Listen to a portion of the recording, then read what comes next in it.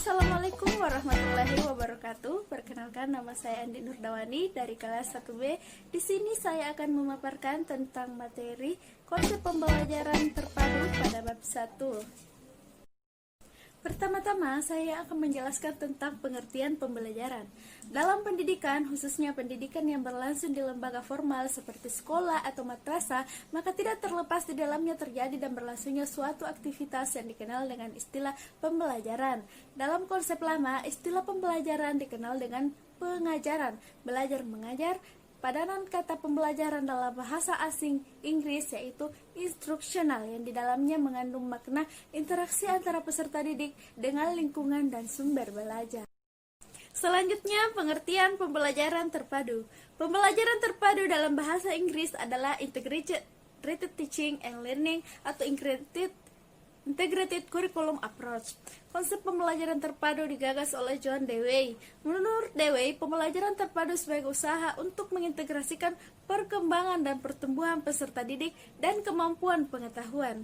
Sedangkan menurut Sukandi dan kawan-kawan, bahwa pembelajaran terpadu pada dasarnya dimaksudkan sebagai kegiatan mengajar dengan memadukan materi beberapa mata pelajaran dalam satu tema. Dengan demikian, pelaksanaan kegiatan pembelajaran dengan cara ini dapat dilakukan dengan mengajarkan beberapa materi pelajaran yang disajikan tiap pertemuan.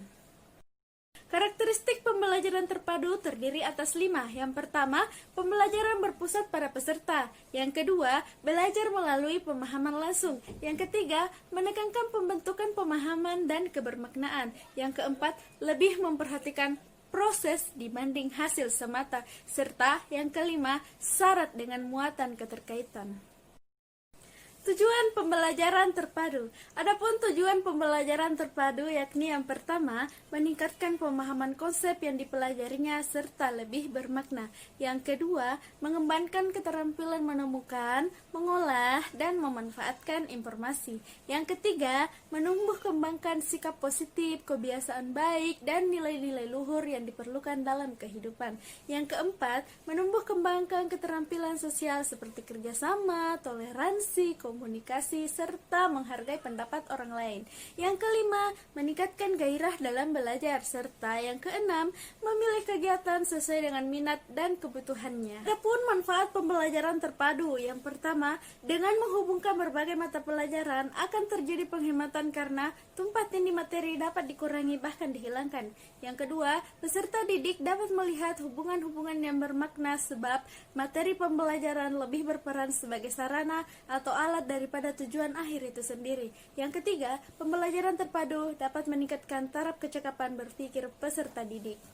Prinsip pembelajaran terpadu. Prinsip pembelajaran terpadu terdiri atas prinsip penggalian tema, di mana prinsip penggalian tema yang terbagi menjadi 3. Yang pertama, prinsip penggalian tema itu sendiri. Kedua, prinsip pengelolaan pembelajaran. Prinsip evaluasi. Prinsip reaksi, di mana prinsip reaksi terdiri atas prinsip pada penggalian tema-tema, prinsip pada proses pelaksanaan pembelajaran terpadu, serta prinsip dalam proses penilaian pembelajaran terpadu.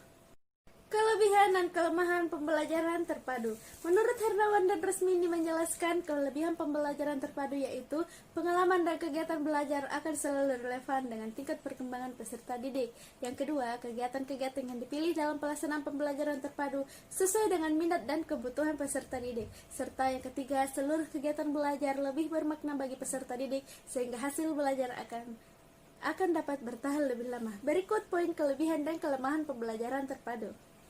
Sedangkan menurut Saud, kelebihan pembelajaran terpadu yaitu yang pertama, mendorong guru untuk mengembangkan kreativitasnya. Yang kedua, memberikan peluang bagi guru untuk mengembangkan situasi pembelajaran yang utuh, menyeluruh, dinamis, dan bermakna. Selanjutnya ada di slide berikut. Selanjutnya yang terakhir, implikasi pembelajaran terpadu. Implikasi pembelajaran terpadu terdiri atas beberapa dan saya akan menyebutkan 5 saja. Yang pertama, implikasi terhadap guru. Pembelajaran terpadu memerlukan guru yang kreatif, adaptif, akomodatif, dan guru yang memiliki wawasan kependidikan psikologi peserta didik, pembelajaran, dan lain sebagainya. Implikasi bagi peserta didik ini yang kedua. Peserta didik harus siap menikmati kegiatan pembelajaran yang dalam pelaksanaannya dimungkinkan untuk bekerja baik secara individual, pasangan, dan kelompok kecil atau klasikal. Serta yang ketiga, implikasi terhadap bahan pembelajaran. Menurut Suparman, menjelaskan bahwa pembelajaran disusun berdasarkan tujuan pembelajaran umum dan tujuan pembelajaran khusus, karakteristik peserta didik, dan strategi pembelajaran untuk selain tujuan pembelajarannya. Serta yang kelima, implikasi terhadap pengaturan ruangan. Dalam pelaksanaan kegiatan pembelajaran terpadu, guru memerlukan pengaturan ruang agar suasana belajar menyenangkan. Dari saya, terima kasih. Assalamualaikum warahmatullahi wabarakatuh.